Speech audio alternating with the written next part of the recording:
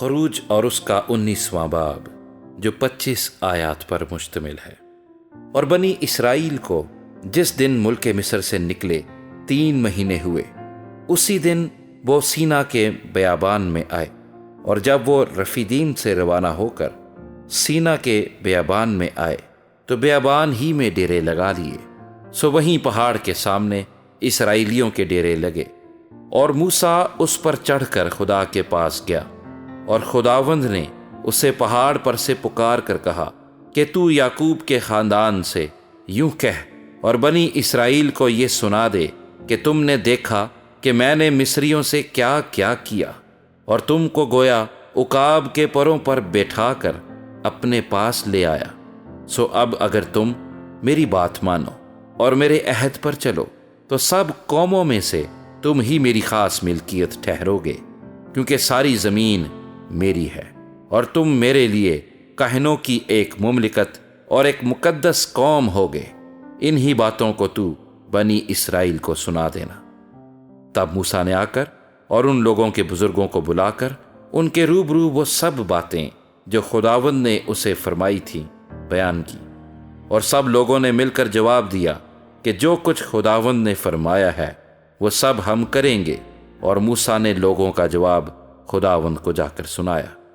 اور خداوند نے موسیٰ سے کہا کہ دیکھ، میں کالے بادل میں اس لیے تیرے پاس آتا ہوں کہ جب میں تجھ سے باتیں کروں تو یہ لوگ سنیں اور سدا تیرا یقین کریں۔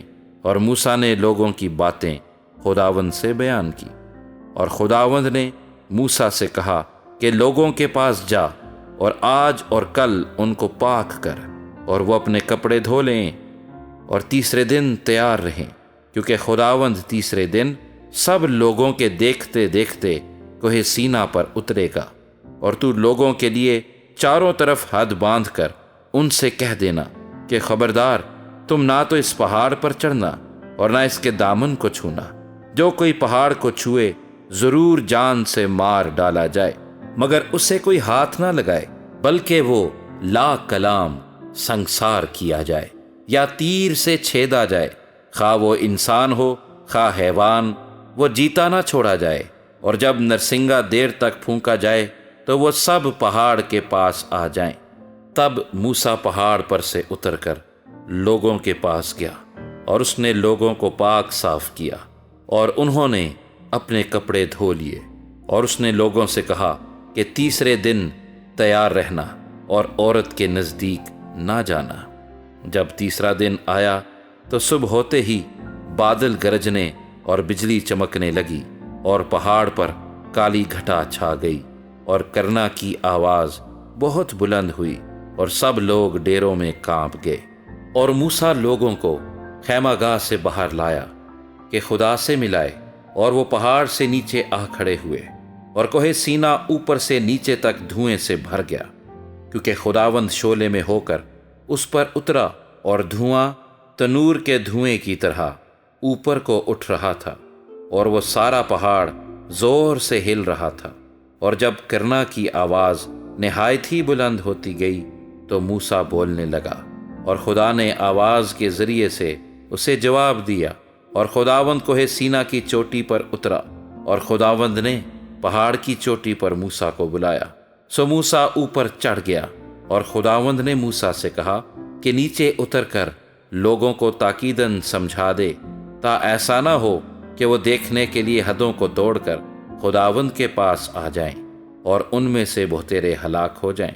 اور کاہن بھی جو خداوند کے نزدیک آیا کرتے ہیں اپنے تئیں پاک کریں، کہیں ایسا نہ ہو کہ خداوند ان پر ٹوٹ پڑے۔